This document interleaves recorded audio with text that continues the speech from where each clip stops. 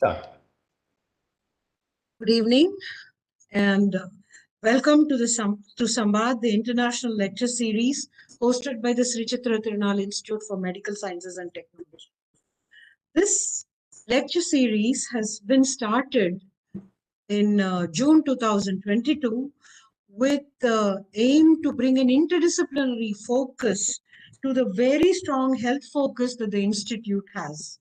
Over the past few months, we've had other speakers. We've hosted Professor Sunil Pandya, the eminent neurosurgeon ethicist, Professor Chidambaram, who needs no introduction to any of the audience. We've had Professor Richard Cash, who is a Mahidol Prize winner for public health. And we follow that distinguished series with Professor Rohini Godbole. It is indeed an honor to have Dr. Rohini Godbole as a speaker in our Samvaad series. Her preeminence in particle physics and the acknowledgement that the country has given by way of the Padma Shri is a mark of the phenomenal respect and position that she enjoys in the country and within her own disciplinary area. And I'm so happy to have Dr. Godbole with us this evening to take us back to the beginnings and to the end, to bring us a little bit of philosophy from the topic that I see to, the meanings that that philosophy and brings to us in terms of meaning and particle physics. Thank you, madam, for accepting our invitation. And I now hand it over to Professor Ishwar to introduce our speaker to the rest of our audience. Professor Ishwar. Thank you, Dr. Malaramanathan. Good evening to you all. Today we have a woman of substance with us, Professor Rohini Godbole, currently the honorary professor at the Center for High Energy Physics at the Indian Institute of Science at Bangalore. She has had spent about 25 years at the center. Prior to this, she had started her career in physics, mathematics, and statistics with first rank from the Sri Parashuram Bhau College, Pune, and her master's in physics from the Indian Institute of Technology at Bombay. She did her PhD in physics from the SUNY State University of New York at Stony Brook in the USA in 1979. She also has a D.Lit from the SNDT Women's University and the Tilak Maharashtra Vidyapeeth, as well as a DSc from the Indian Institute of Technology, Kanpur. Throughout her academic career, Dr. Godbole has also been affiliated with other institutions, such as the Institute of Science at the University of Bombay and the TIFR in Mumbai. She has also collaborated with international institutions, holding the Van der Waals Chair, a visiting professor and distinguished visitor at Amsterdam Institute of Physics and Astronomy, Amsterdam in 2018, staff associate at the International Center for Theoretical Physics in Trieste, Italy from 2013 to 2016, visiting professor at the University of Utrecht, and scientific associate at the CERN Theory Division, CERN Geneva. The Government of India has conferred the Padma Shri on Professor Godbole in Science and Engineering in 2019. She is best known for her work in CERN. I'm not attempting to give the full form of that. The European Organization for Nuclear Research, also the home for the LHC, or the Large Hadron Collider, about which we all are keen to know about, the world's largest atom smasher. She has suggested innovative ways here with which the colliders could search for the top quark, Higgs boson, and other new particles. Some of them have been used for reference in experiments at the LHC. She was awarded the Ordre National du Mérite, a civilian honor of the Republic of France in January 2021. Madam continues to serve several high-level positions of science and technology nationally and internationally. She enjoys lecturing to young students on particle physics and encouraging women in science. With great ability and knowledge comes a remarkable simplicity and clarity of expression. Dr. Godbole exemplifies it in her various engagements. My colleagues Dr. Jayasri and Dr. Bilia mentioned how she identified them during meetings for work on Gati and other things, appreciating their and the institution's work towards women in STEM. We look forward to your continued support for women in science at our institute in future as well. Over to you, Madam. Dr. Rohini Godbole, Unraveling the Secrets of Nature from Rutherford to LHC. Thank you. Thank you very much, Dr. Ishwar, and for this kind introduction. To begin with, let me thank the institution. I have always been a great admirer of, I always begin with Sri Chitra and then I stop because it's a very long name. But your institution, I have always been very impressed with the work that this institution has carried. So it's a great pleasure to connect with all you experts in the health sciences and try to show you glimpses of the world of particle physics, which is the world of accelerators and high energy machines, and some of which actually are used quite routinely in the context of your profession. So I will begin, in fact, by showing you a few pictures of the machines whose work or experiments about which I will talk, and simultaneously I will show you in the other part of the slide the use that the medical physics community, not just use, amazing utility that the medical community has put these machines to. So let me begin by first again thanking you for asking me to talk about this, agreeing that I would talk about a subject which is quite far from your everyday interest, and I hope to be able to convey to you something as to what particle physicists do and what have they understood about nature.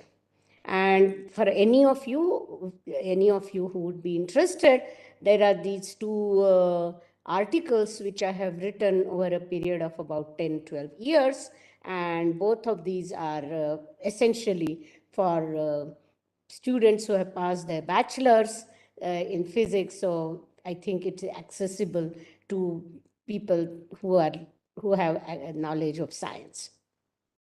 So I have said from Rutherford to LHC. Rutherford's name, we all know, Rutherford scattering. We study it in the 12th standard. And the Large Hadron Collider, as Dr. Ishwar said, is actually pretty well known to a lot of people through newspapers and the various discoveries that it has brought to us. Alternatively, I could call the talk From Thomson to Higgs, because I want to begin from the beginning of the particle physics, which was the discovery of the electron, and come to a little bit beyond the discovery of the Higgs. So how will I proceed? I will try to give you an introduction of the sort of show you what is periodic table of particle physics. We are all familiar with periodic table that was put forward by Mendeleev. And then I will really show you what the journey was, a little bit follow the journey with you, beginning from the discovery of the electron, the photon, the nucleus, then the age of neutrons and protons, of which the nuclei are made up of, and lastly, but not the least, the world of leptons and quarks. And I would be remiss if I didn't tell you where do we plan to go next. So let's see one by one how this will go. So, there are these, what I've shown you here on this slide are various two important experiments. And this first one was the Rutherford experiment, which I will discuss in both these experiments. Actually, I will discuss in great detail. This is the first experiment which told us that atom consists of a nucleus and an electron going around it, which is, as I said, something we learn in 12th grade. This second arrangement of an experiment, again, I will discuss a bit more about it, where this is the one that discovered that nucleus also is not a point-like object, but nucleus has a size, and that nucleus and that even neutrons and protons have a size, and they are made up of something more fundamental. So I will discuss these two. These are called scattering experiments, Rutherford scattering, and this is a scattering experiment which actually took a picture of a proton, as it were, as I will explain to you. But in fact, even though that sounds very esoteric. There is nothing esoteric about the electron microscope, where we use either the electron or even neutron scattering to picture, for example, the DNA, which you people in medical fraternity and biomedical research, one would use very regularly. Now, these small kind of experiments then actually graduated in the century to this very big machine, the Large Hadron Collider, where beams of very high energetic particles are going through these magnets and steered by the magnets. And on the left-hand side, I'm showing you a picture of the Large Hadron Collider in its tunnel. Whereas on the right-hand side, I'm showing you something that many of you might be using, which is, for example, the positron emission tomography scanner, which actually uses an accelerated beam of positrons, and essentially very similar in very essence of the word to this big machine. So this is at least trying to show you that these three machines on the left slide, parts of the two slides, are actually what helped us to explore the inside of matter, and the same kind of physical machines have been now very useful to the medical fraternity over a long time. So this is not something that is completely dissociated from your world either. Now, let me begin at the beginning, that we know by now, beginning from the early times, that in fact matter, as we have gone around trying to find out what everything is made up of, the journey of human beings and scientists has exposed layers within layers within layers, that initially we thought matter was in three forms: solid, liquid, and gases. Then we found that these guys are made up of molecules. Then we said, aha, but molecules are not elementary. They are made up of atoms. So H2O molecule, for example, so water vapor, which was then ice, made up of H2O, but H2O is only a molecule, and that's made up of 2 hydrogen atoms and 1 oxygen atom. But the atoms are also not elementary. They are made up of a nucleus and an electron going around it. And then the nucleus is also not elementary. It is made up of neutrons and protons. And these neutrons and protons also don't seem to be elementary. They seem to be made up of quarks, which is the objects that I will introduce a little bit later.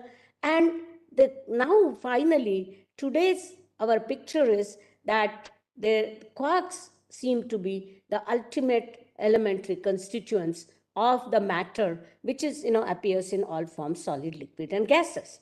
Now, what is the relative sizes of these different objects? So, if I say that, let me start with atom here, okay? And if I say that the atom in its size in meters is actually very small, it's something that we cannot imagine. So I will say that it's 10 to the minus 10 meters. And I would say that if atom is considered as one size, then a nucleus is about 10,000 times smaller than an atom. That is 10 to the minus 14 meters. And a proton or a neutron, which makes up the nucleus, is about 100,000 times smaller than an atom. And quarks and electrons, which are here, we have now, particle physicists believe that they are actually point-like, but if at all they would have a size, which we cannot rule out by pure thought, then the size at the largest would actually be 100,000 times smaller than an atom. At largest, they can be this size. So clearly, and what have we seen with our instruments? What we have seen directly with our instruments is actually ends at seeing an atom, and that is something we have done with atomic field microscopy, but I will not go into that. And what I want to today discuss with you is that how has this journey progressed? How has human understanding progressed from beginning from 3 states of matter to finally the fact that the whole world is made up of quarks and leptons? So beginning from chemical elements, which we said were made up of molecules which are made up of atoms which are made up of nuclei and electrons, And now finally, they have come, the idea of what is elementary has come home to root, take root in places that the elementary particles are quarks, the leptons, which I'm going to define in a few minutes, and also the force carriers, whom we call bosons. So this word right now you can only say the force carriers, and there seem to be 3 plus 8 plus 1, 12 types of force carriers, and the final piece of the puzzle, which is called the Higgs particle. And this is now the accepted worldview as of 2012. We believe that this is the fundamental listing of the fundamental particles in the world. And what is more interesting, because at this point you would say, okay, few of you, 10,000 particle physicists, 30,000 particle physicists in the whole wide world of billions of people care about this. Why should we care about it? But the point is that you need to care about it. All of us need to care about it, because the laws of physics, which particle physicists have found, which govern the behavior of these elemental building blocks, allows us to predict behavior of all matter in this universe at all times and at all scales. That means here, on the sun, at the edge of the universe, at the beginning of the universe. So there is some universal truth about these laws, and therefore it is important, knowing these laws is important intellectual endeavor for all of us. So, as I already said, the development in the human scientific understanding of matter has actually revealed layers within layers within layers. And I'm going to want to try to trace part of this inward bound journey. And interestingly, the methods that uncovered this structure, that is the methods that allowed us, because we have not seen any of these things directly, but we have inferred them. And how did we infer this existence? There are two types of methods by which we have inferred the evidence, or what happens, what lies at the heart of the matter. One of them is the use of systematics, beginning from gases, where you look at pressure, volume, or mass of a particle. And the other word for this, using static methods, is called symmetry, which is where some theoretical understanding and some mathematical methods, this whole thing is required to be able to use the static methods. Scattering experiments, and in some sense slightly different, because here you just look at a probe and you scatter the probe of a microscopic body, and you try to get information about its structure. Some of you might even have at some point, as I said, electron scattering microscopes or neutron microscopes. People might have worked with them. So in the case of scattering experiments, we use this method as a way of learning about how two bodies interact with each other. So this second way of probing the structure is only possible when we have some knowledge how two bodies interact with each other. And what I want to show you today, or discuss with you today, is how essentially structure at all levels has been actually understood through an interplay of these two methods. So our knowledge of what our fundamental building blocks are has grown as we have understood more and more how these blocks are put together. So I'll begin really at the beginning. Let's think about our ideas of what was elemental. If I go to before Christ, a few hundred years before Christ, then the Greeks actually initially thought there are 4 elements. I mean, the word element, I'm sure you all know that we call earth, water, fire, wind, all as natural elements.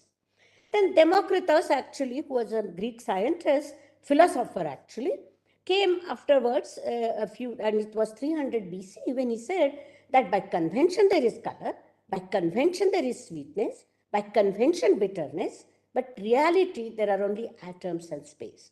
What he meant by that it is the atoms and space arranged in space in a certain manner, which gives different properties to different objects.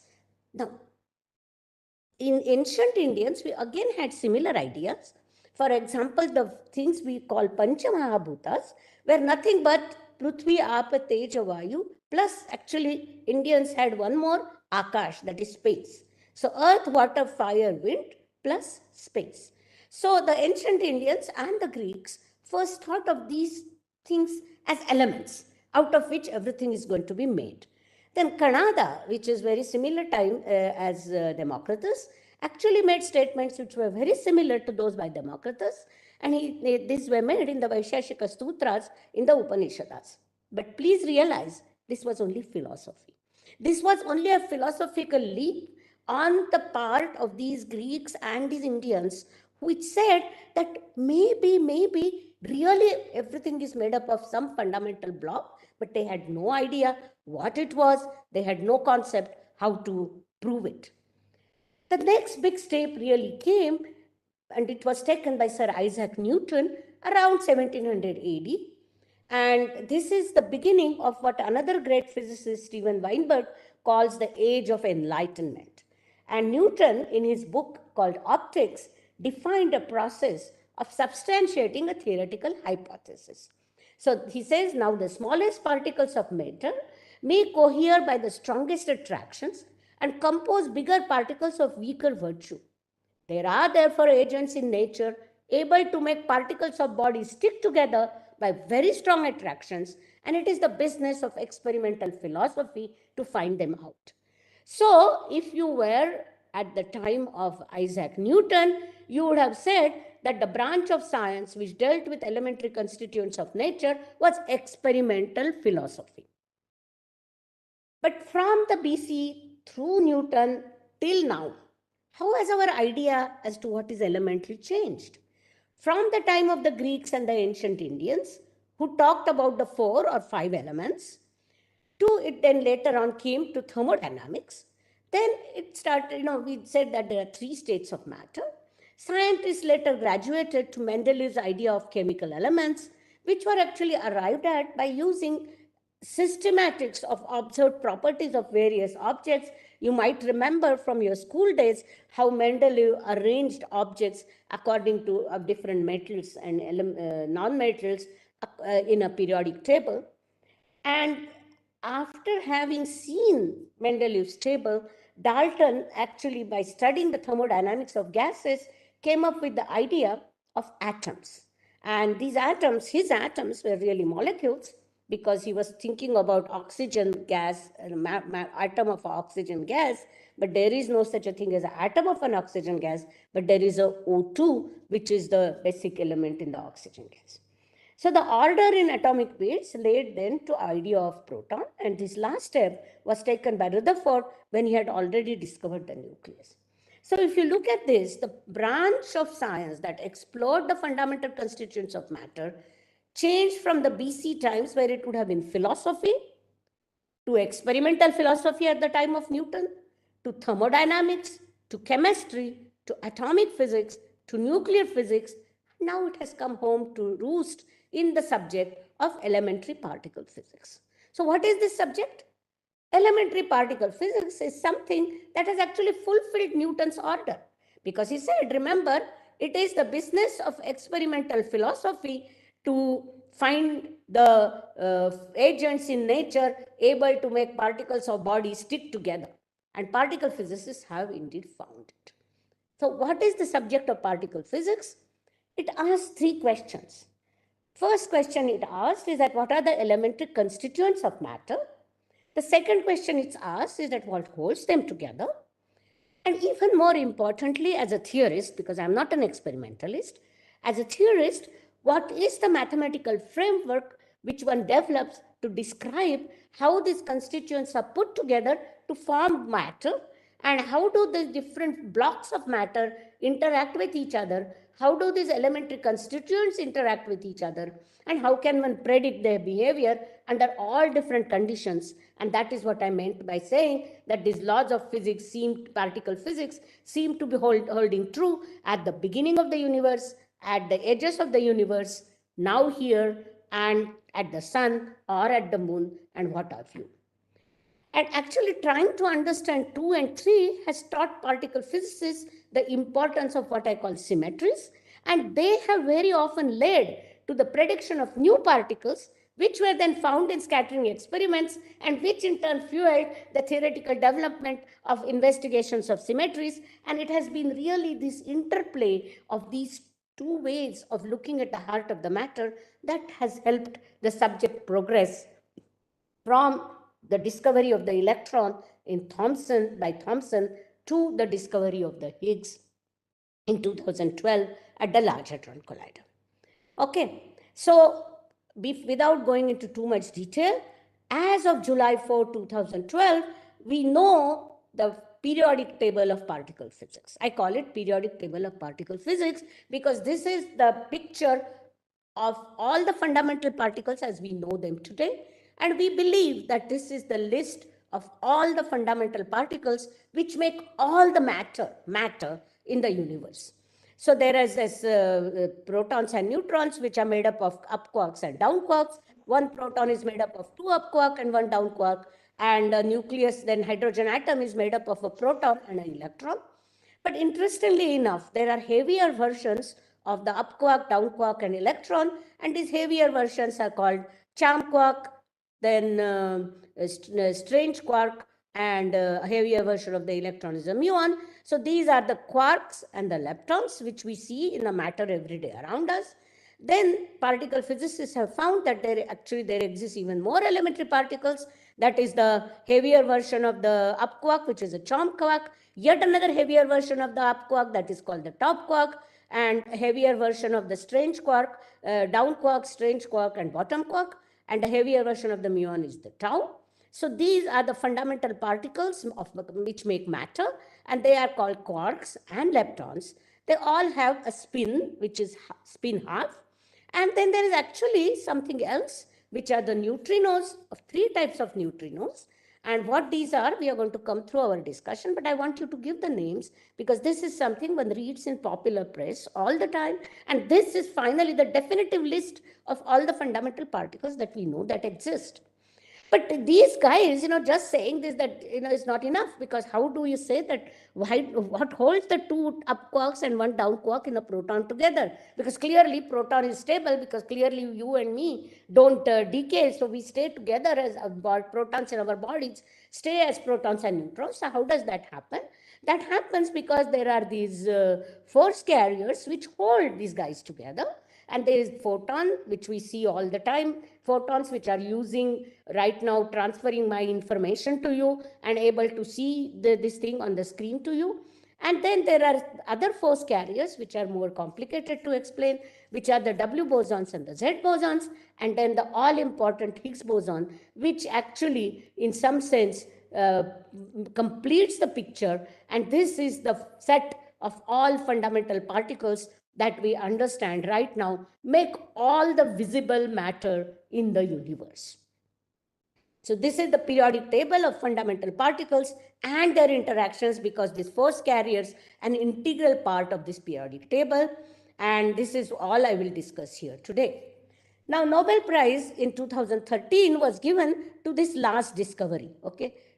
As I said, July 4, 2012, we discovered this object in an experiment at the Large Hadron Collider, and this was awarded to these 2 physicists, and its existence was actually, however, predicted theoretically by 2 other great scientists, Weinberg and Abdus Salam, one of the few Asian scientists to win the Nobel Prize, in the unified model of electromagnetic and weak interactions in 1967. The machine that founded the Large Hadron Collider was planned since 1986. The existence of the Higgs boson was indirectly confirmed in 1999, and it was discovered finally in 2012. Why am I giving you these years? What I'm trying to show you that this has been, hunting the Higgs has been a long-term exercise. It has been a major expedition, and it has required the building of a brand new, biggest machine in the world, that was the Large Hadron Collider. So was it always so for all the particles? Actually not. Some were accidentally discovered, some were predicted by the symmetries that the particle theorists imagined. And the hunt was not necessarily always so difficult or so expensive. And it is this journey that I want to tell you about. So let me begin by saying, where was this journey? Did this journey begin? So the journey really began in the discovery of the electron, and electron was postulated in 1894, discovered experimentally in 1897. On the other hand, I just now told you the Higgs boson was postulated in 1964. And actually 1967, I should add 2 years here. 1999, there was an indirect confirmation, and 2012, we actually found it. So, for different particles, the gap between the postulation and discovery has been continuously actually increasing, but this is the history from 1894 till 2012.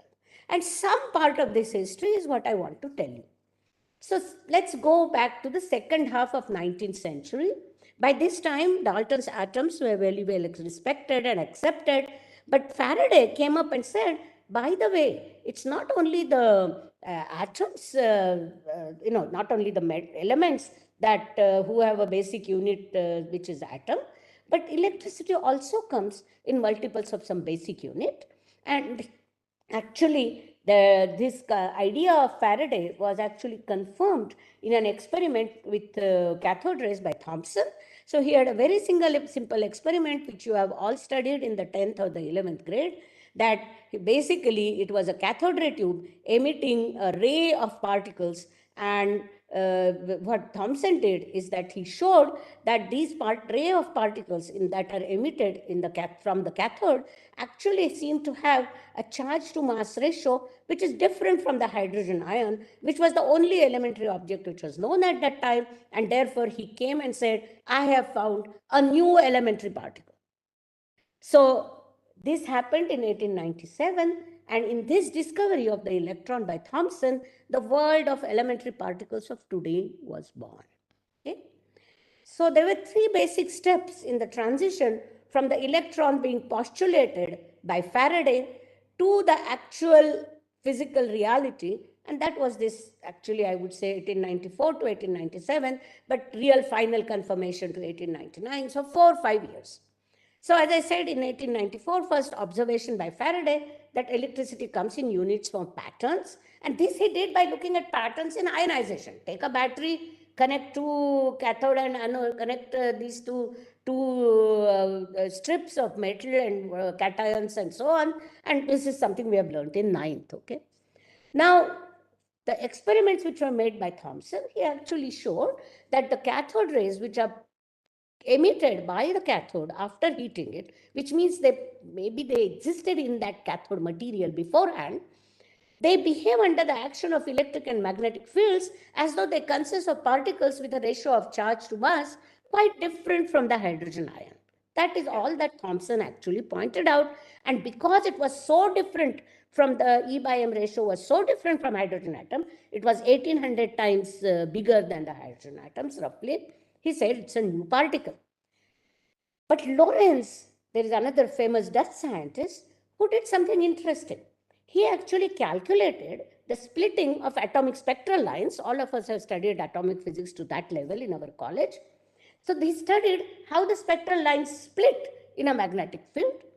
And then he found that the measured values of the splitting agreed with his prediction only if the value of the ratio of charge to mass was equal to that measured by Thomson.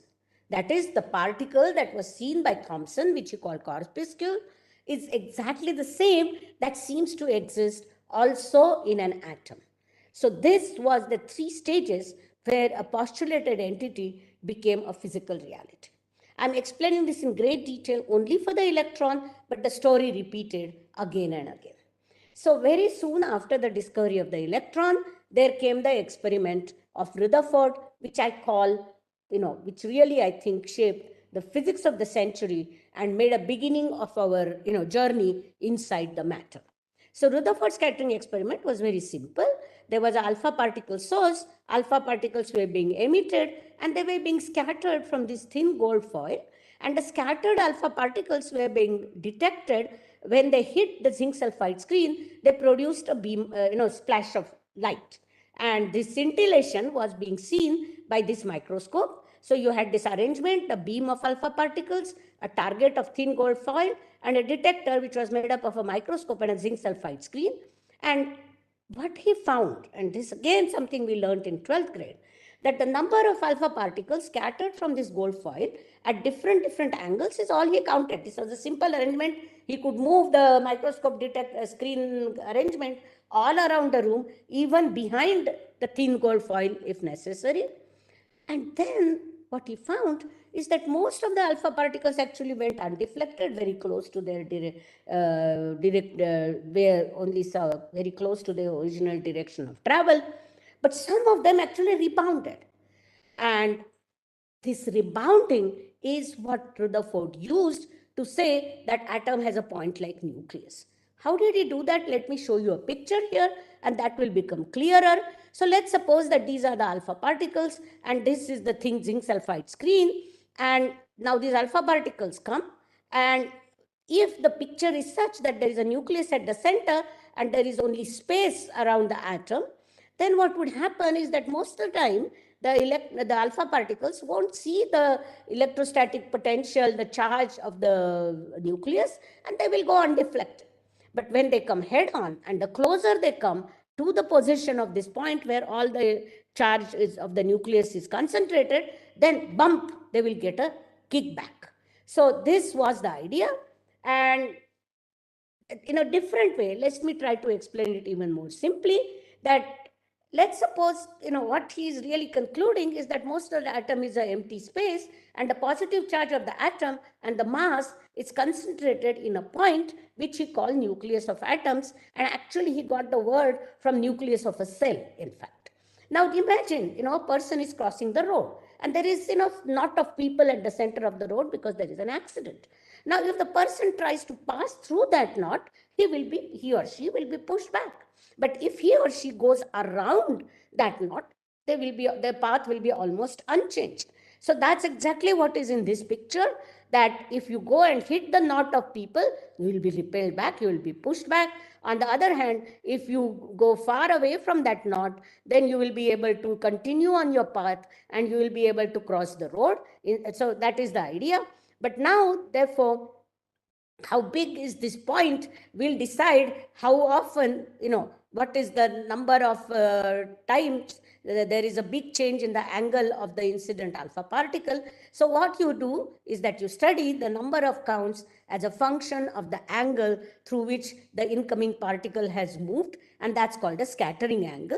And then you compare it with the prediction. Okay, and for example, here if the atom didn't have a substructure, then one would have expected that the number of particles that are scattered in the backward direction, because this angle is increasing from 0 to 180 degrees. So if the angle is 180 degrees, we would have expected that there is no number of particles as the angle increase should decrease if it was not point-like. But on the other hand, if the atom had a structure and had a point-like scatterer inside, then clearly the backward scattering will happen.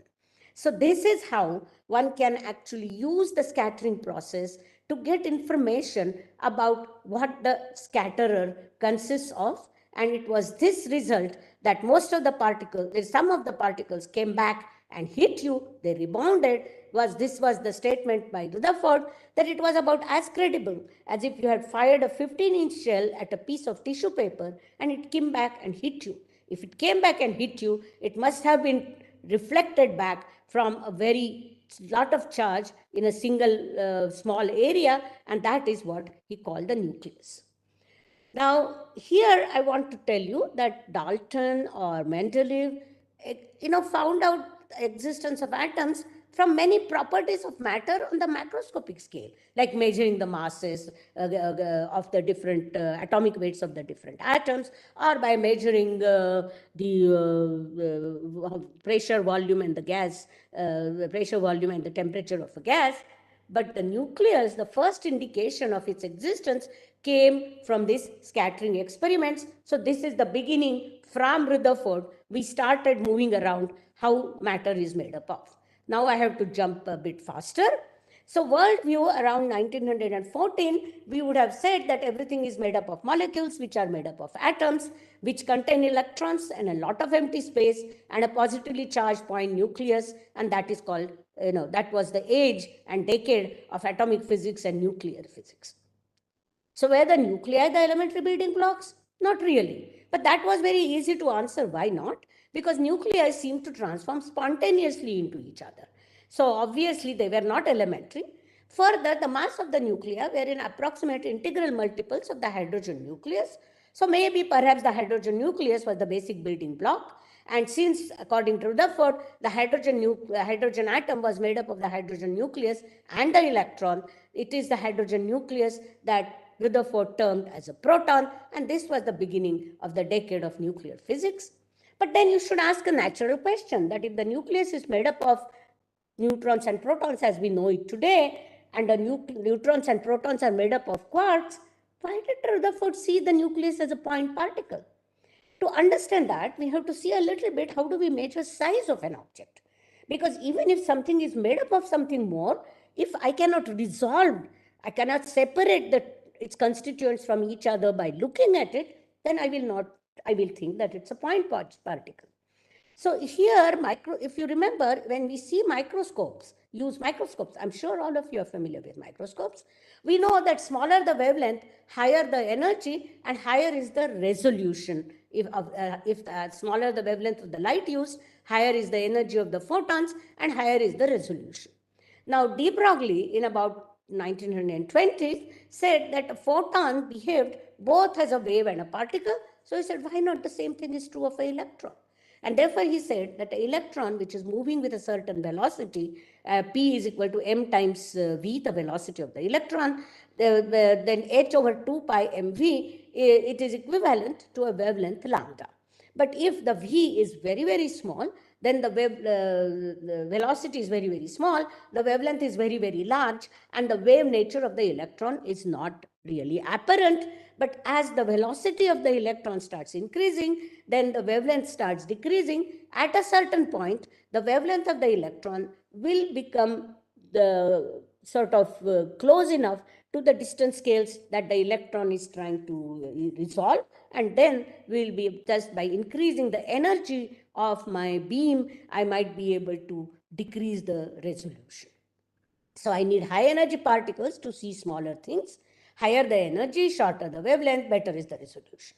Now Rutherford had used alpha particles to look inside the atom. His alpha particles, people had measured, knew they had the energy of the order of 1,000,000 electron volts. 1 electron volt is the energy that an electron gains when it falls to a potential difference of 1 volt. So 1 MeV roughly corresponds to, by using this formula, which I will not do, and this is the only equation, by the way, it will correspond to wavelength of 10 to the minus 10 meters, and that's exactly the size of an atom. So when the wavelength is comparable to the size of the atom, Rutherford was able to see that atom actually is resolved between a point-like nucleus and electrons. But if the nuclear size is smaller than 10 to the minus 8 meters, 10 meters, and now we know it's much smaller than 10 to the minus 10 meters, it's 1,000 times smaller than 10 to the minus 10 meters. So therefore, the nuclear size is smaller than the resolution of his alpha particles, and therefore Rutherford saw it only as a point. In fact, it was clear from this point that you need higher energy beams, and now I come to the second part of my story. How did we now further proceed from Rutherford to LHC?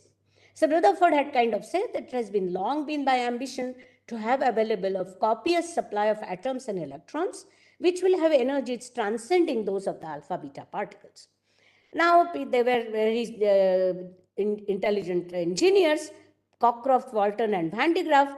They actually built machines to accelerate electrons and protons and ions to high energies. And these are the small first machine to accelerate proton to an energy of 1,000 million electron volts. And this was actually, this is the size of a quarter. So it was the size of a 4.5 inches. And later on, the 11 inches one accelerated to 1 million electron volts. And today, the picture that I showed you of the Large Hadron Collider Let me remind you of that picture once again. Oh, I have to go back quite a bit because we have almost now close to the talk, end of the talk. Let me go back to this picture. What happened?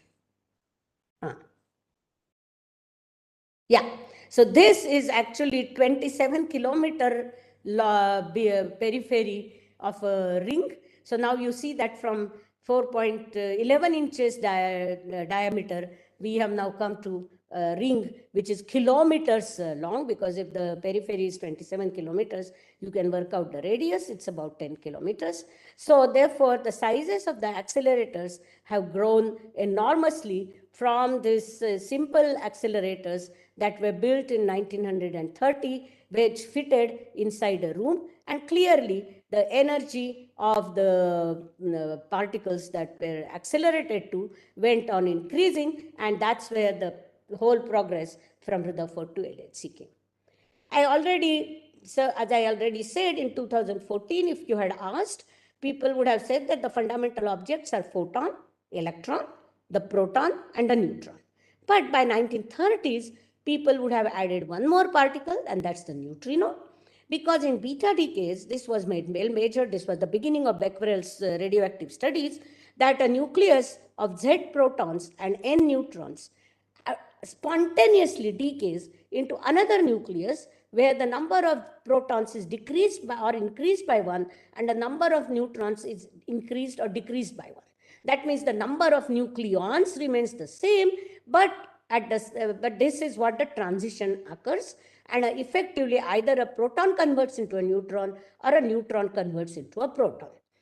Now, free neutron was also discovered by 1936, and they even found that the neutron decays into proton plus electron. So far, so good. Now, what happened is that they found that the electron came with all kinds of energies, beginning from 0 to a maximum. And that maximum energy was quickly calculated to be the mass difference between the neutron and the proton. So they said, aha, Einstein's principle, all the energy mass difference is converted into energy, and the electron gets that energy. But then the question was, electron should come out only with that maximum energy. Why does it come with a continuously varying values between 0 and the maximal energy? And this is something that was first explained by Pauli, Wolfgang Pauli, another brilliant Swiss physicist. And he said that to preserve the conservation of energy in nuclear beta decay, he postulated there must exist a small neutral particle, because the electromagnetic charge is definitely conserved. We don't spontaneously produce charges. So he postulated that a small neutron, a small neutral particle is emitted, since some of the electrons were emitted with the maximum energy here. Therefore, the mass of that neutron must be very small, and therefore it is a small neutron.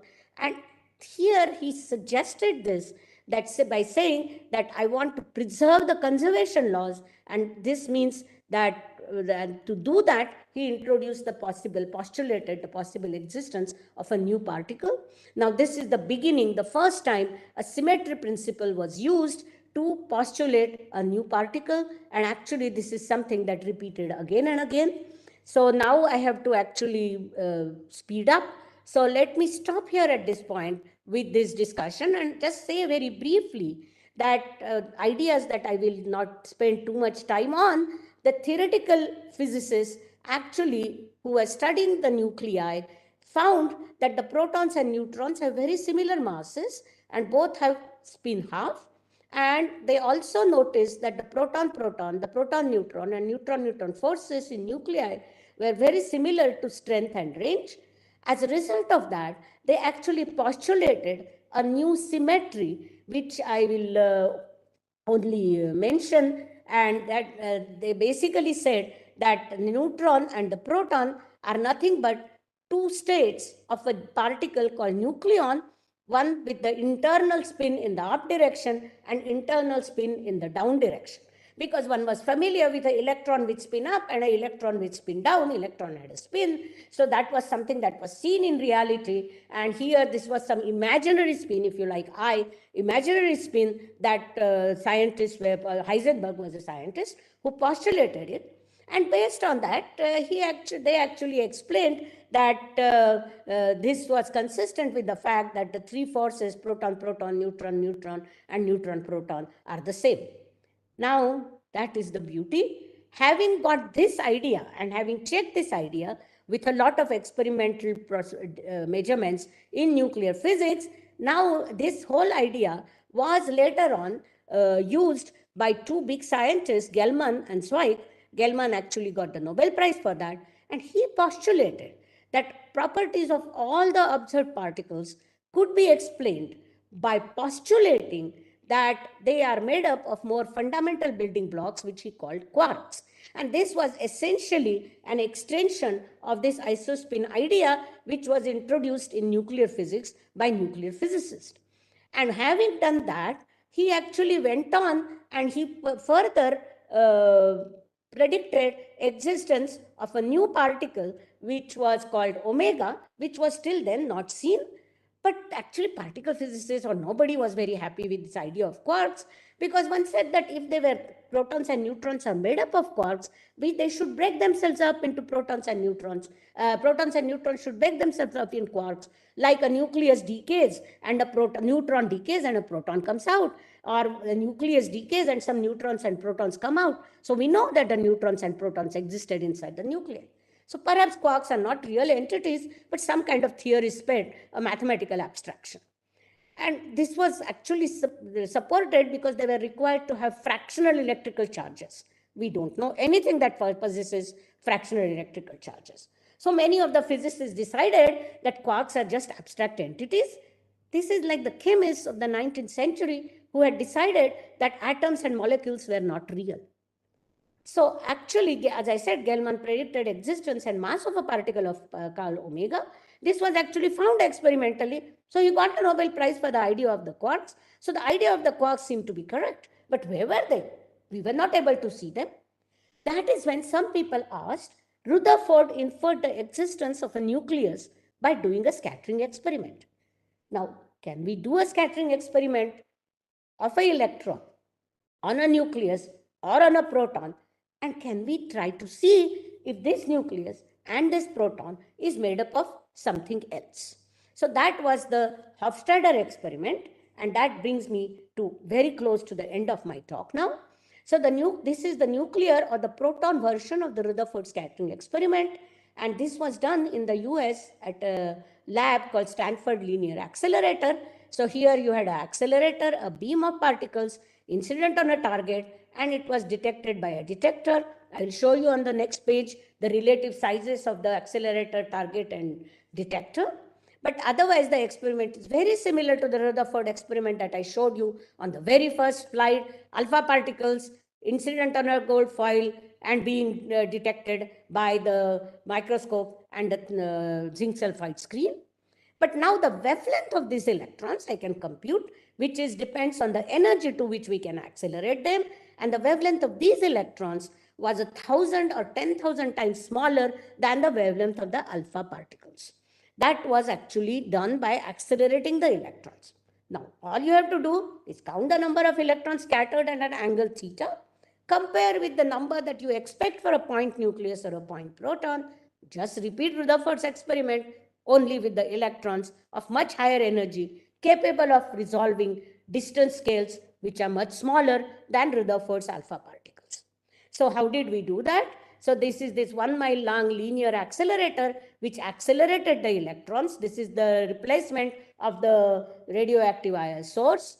Then it hit a target which was sitting in a lab here. Okay, the electrons came in the lab. There was a target in this big detector. And how big this detector is, you can see. This is a person which is standing next to the detector, and this was now so big that it was no longer possible to move it at all possible angles, but it was moved only at 3 different angles. And yes, indeed, the experiments showed that the nucleus and the proton have a finite size, because the ratio with the expectations for a point nucleus or a point proton actually agreed as long as the wavelength was much larger than the size of the neutron or the proton. But when the size, wavelength of the electron, as you change the energy, the wavelength changed. when it became comparable to the size, this ratio differs from 1, and that is how one found out that the nuclei are about 10,000 to 100,000 times smaller than the atoms, and a neutron or a proton is about another, about similar order of magnitudes, a few 10 times smaller. So this is what happened with proton, no problem. You had an electron incident on a proton, you looked at the scattered electron. Now came the real funny thing, that in principle, theoretical physicists can compute, and they said that if you do scattering like this, the scattered electron must have a fixed value once I give you the value of the electron energy, incoming electron energy, and once I give you the scattering angle, there should be only one fixed value of the scattered electron energy. And in the first low energy of the electrons, this actually happened. And one actually saw that the proton is also not point particle, but it has an extension, and it is about 100,000 times smaller than an atom. Up to here, we were fine. But now when the energy of the electron was increased even further, then one suddenly found that at a given energy of the electron, at a given scattering angle, the scattered energy of the scattered electron started varying continuously, just like the neutrino energy that I told you in beta decay. So now here is where real surprise came up. And then when you kept on increasing the energy of the electron even further, then the scattered electron again started having a unique value, but this unique value was different than the unique value that we had for the proton, which meant that the electrons were now scattering something inside the proton. And that something inside the proton was actually the quarks. And in fact, more experimentation was done, and this particular feature revealed the existence of the elementary quarks inside the composite proton, just like Rutherford's large angle scattering revealed existence of point-like nucleus inside the atom. So Gell-Mann's model needed just this. This is the second coming of quarks, and here the Gell-Mann's prediction of quarks came from the patterns, from the symmetries, and the scattering experiments actually substantiated it. So this is how the quarks were found. But these experiments did something more, which I want to tell you, that the same experiments also showed that there existed scatterers inside the proton, which cannot see the electron as they are neutral.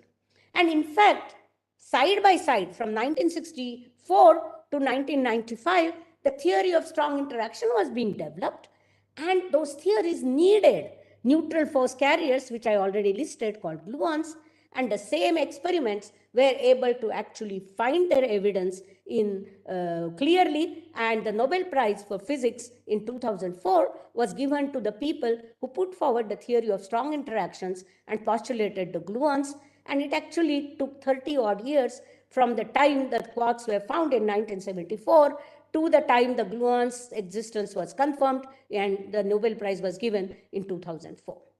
All right?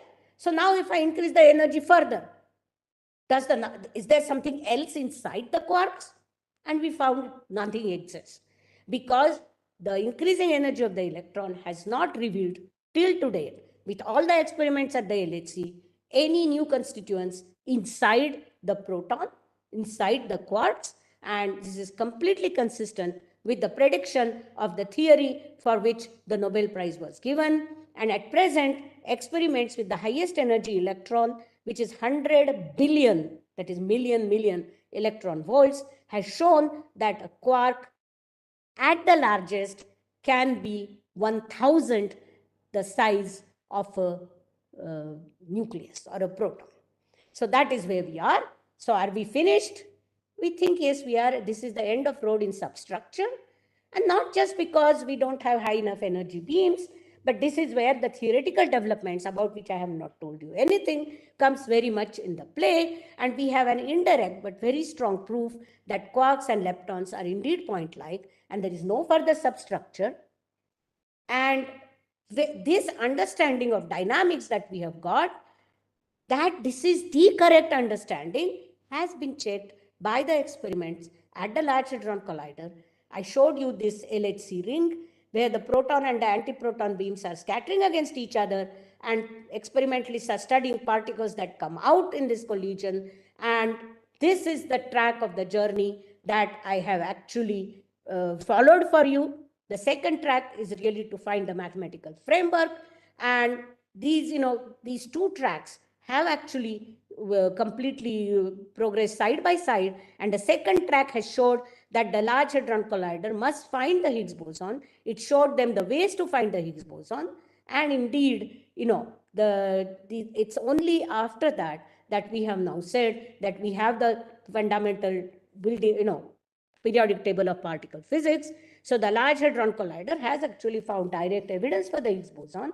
So just like checking atoms, electrons, and quarks, where reality in those experiments in 1897 or later in 1974, the Large Hadron Collider has shown us that the Higgs boson is also not a figment of the theorist's imagination. So it has been found. So now, is this the end of the road? Is the journey over? The answer is no. And not just because particle physicists like to keep themselves busy, but because the laws of particle physics have implications for the cosmology and for the universe. And the point is that those cosmological observations, things about the universe that we don't understand in terms of the laws that we have derived so far, and that brings me to the current status. There exists something called dark matter in the universe. The universe seems to be accelerating apart from being expanding. And all this, or there is matter and antimatter. The universe seems to contain only matter. There is no antimatter in the universe. And these are obvious observations which particle physicists are not able to explain. And therefore, now terrestrial experiments that are happening underground in the Large Hadron Collider, and also those that are happening in the sky, we have to both probe together the wonders of the nature. And India, luckily, is participating in many of these ventures.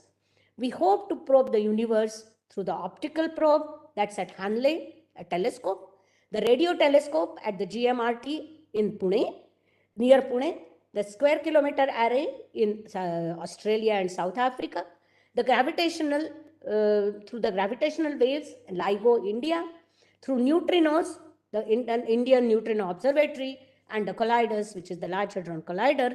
The path is long, but we will move on.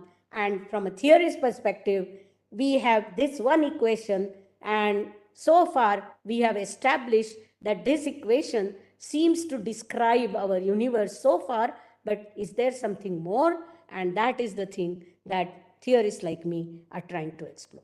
So that is the end of the show, and that's all. Okay. Thank you very much, ma'am.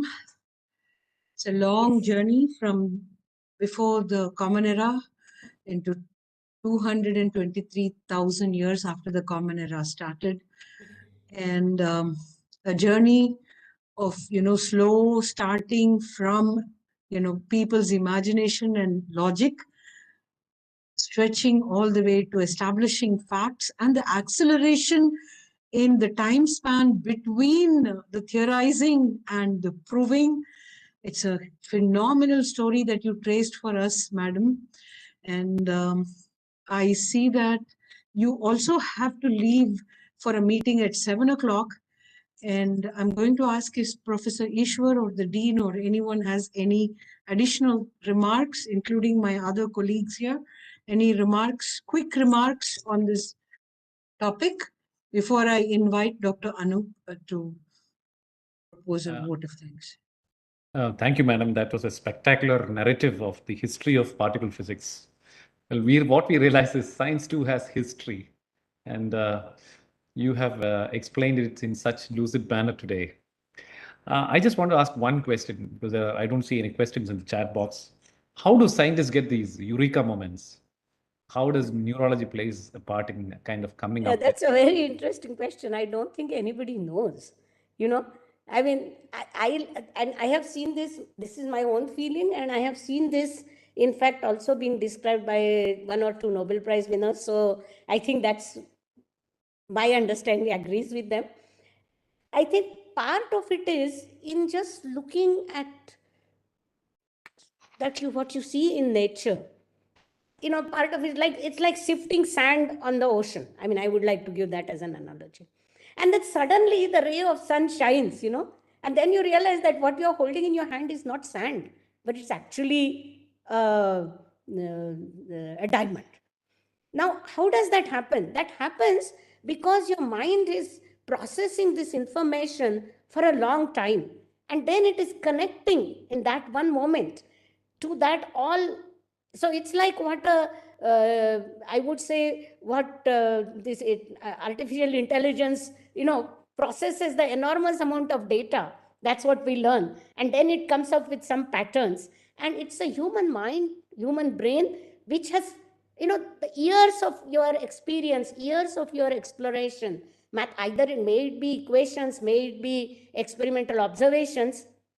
And then that one moment comes when it clicks, like it clicked for Rutherford when he said, aha, I can see that this particle shouldn't have come back.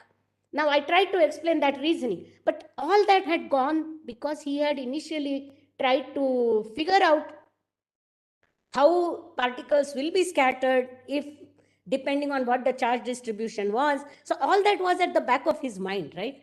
So I'm saying that it is all that different information, which is what we all scientists and you guys also, we process that information throughout our lives, and then some moment comes. And I can only tell you in my own case, I remember one or two cases where, I was doing, and I am a theorist, so I just do calculations, right?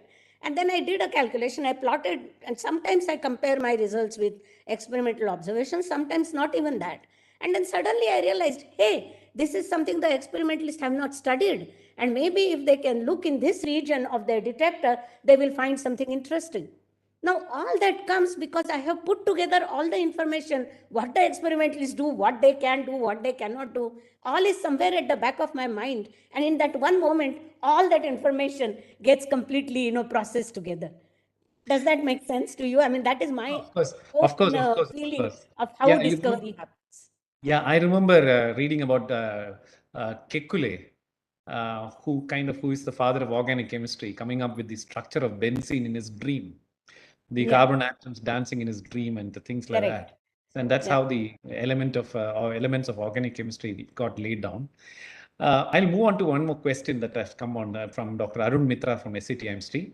Does the double slit experiment have any relevance in this journey? Is matter a Yes, very particle much. or a wave? It has a very much, I have skipped over, since it was a long journey, I was not giving details. I wanted to give only the details of the two experiments that I had mentioned in the title.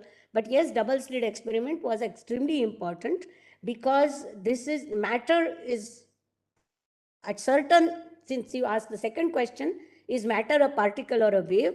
The matter can be both. Just like a photon can be a particle and a wave, matter is also can be a particle or a wave, but it depends on the distance scale on which we are observing a phenomenon. Where if the wavelength of the particle that I can compute using lambda equal to h over pi p, 2 pi p, if the wavelength is actually much, much larger than any relevant distance scale, then matter at that point is particle. But if the wavelength is, so it is a relative size of the wavelength with the distance scale that will decide whether I should treat matter as a particle or whether I should treat whether matter manifests. It's not a question of my treating, whether matter manifests as a wave or matter manifests as a particle. So in my electron microscope experiment, electron actually manifests itself as a wave, because that's where actually I'm doing a scattering experiment. In electron microscope, you're actually seeing the scattered electron, okay? So here you can see that it is manifesting itself as an electron when you are preparing a beam of electrons as a beam. But when it takes part in the scattering process, to calculate the effects of that scattering, depending on the energy, I cannot use Newton's equations. I cannot use particle equations. I have to use Schrodinger's equation, which is a wave. So I think the short answer is whether something behaves as a matter or a particle depends on its energy. That's as simple as that. And at low energies, at which you and all us live, electron is a particle. But at high energies, when I'm accelerating them, I'm using them in electron microscopes or even further, then those electrons are waves. Because what is the equation that I can use to calculate their motion? That is the question you have to ask yourself. If I use Newton's equations, then that's a particle, because Newtonian mechanics is a particle mechanics. And only because Newtonian mechanics failed when we were trying to understand how does the atom, how can an atom be stable? Why does the electron not fall inside the nucleus? That was the question on the eve of end of 19th century. And this is something we all have studied as understanding why quantum mechanics was even introduced. So the idea of a wave naturally moves on to the idea that there is a quantum mechanics and not classical mechanics that is required to explain what happens at the center of an atom. So I can see next question, that is the cosmic universe, will it be waves?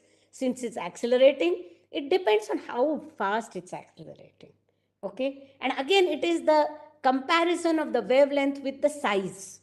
So you have to ask yourself a question: what is the mass of this universe?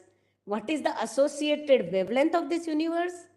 And is that wavelength much smaller than the size of the universe? Then it's a different story. If the wavelength is comparable or much bigger, then it's a different story. I hope, Dr. Mitra, that I have answered your question. Yeah. Yes, thank you. Thank you. I think thank you very much. Madam, we move on. Can I give a quick comment, ma'am? Yes, please, Dr. Yeah, Kamlesh. ma'am, we are totally mesmerized by your talk. I mean, look at I'm some rest. I mean, so look at your energy. It is like listening to a Nobel laureate. I mean, it is so enlightening. Thank you so much. It's a great honor, ma'am. Thank you very much. Thank you. Dr. Anup Kumar, Sequatin. Yeah.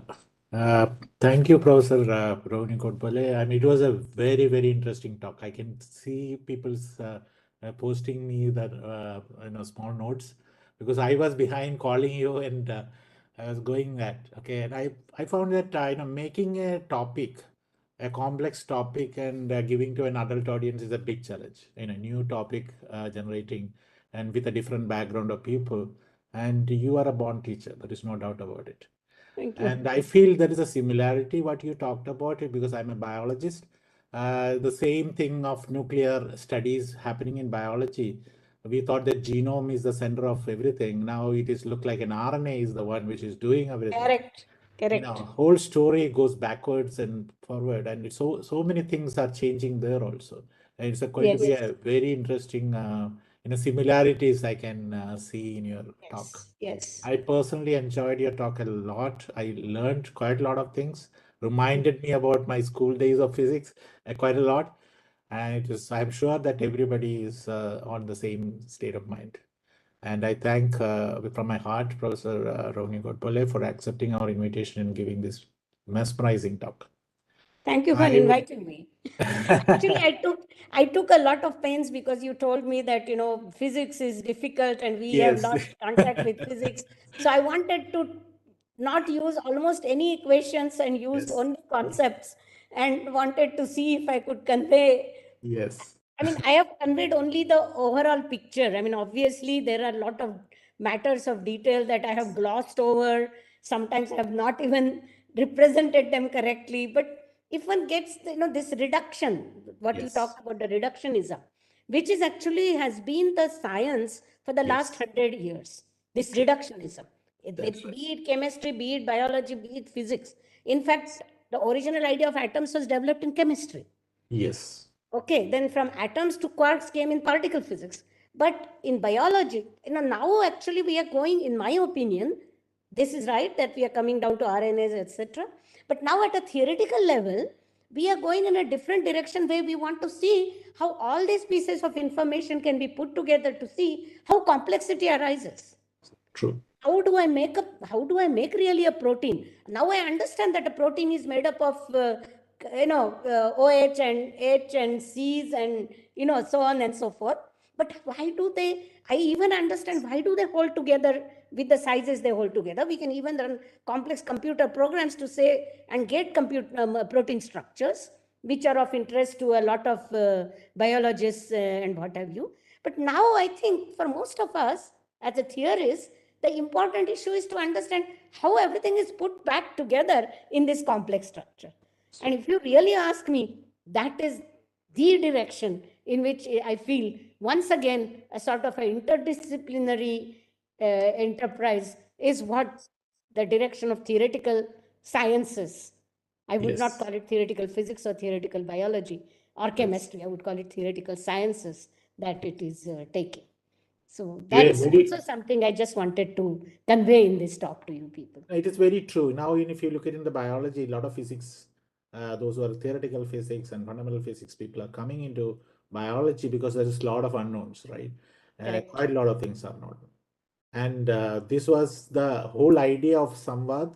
Basically, we started, and I think Sri Chitra Tirunal Institute should be, facilitated for that to start up. And I especially thank our director, Professor Sanjay Bihari, head BFDing, Dr. Harish Verma, Professor Ajit, the dean of the institute. They are behind this idea to start bring brilliant minds to us and give new ideas and have a brainstorm. And I want to especially thank to Dr. Malaramanathan and Professor Ishwar, who has been behind the scene, coordinating everything, making sure that everything goes in the line. And I especially thank the participants. Without them, there is no fun in this. So they stayed back. I think tomorrow's feedback will be very good. I think everybody enjoyed it. Thanks a lot for giving this time for us. And beautiful talk, beautiful time we spent. Thanks a lot for everyone. Okay, thank you. Thank you very much, everybody. madam. Thank you very much for listening to me at the end of a busy day. As I can see, And many of you there have will a be busy far day. many more people because it's a hospital. Quite a few of our colleagues will be, in various situations of care. But our YouTube link tells us the story the next morning, because what starts out to be 5 to 6 goes up to 67 by the next day morning.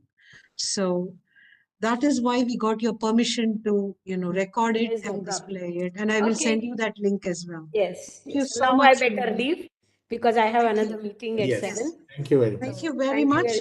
And thank you all colleagues. Keep Good well evening and have a keep nice safe. evening. And Keep a well, happy new keep year safe, to all of you. and continue your Yes. great work. Yes. Thank Bye. you, madam. Okay. Thank you. Thank you.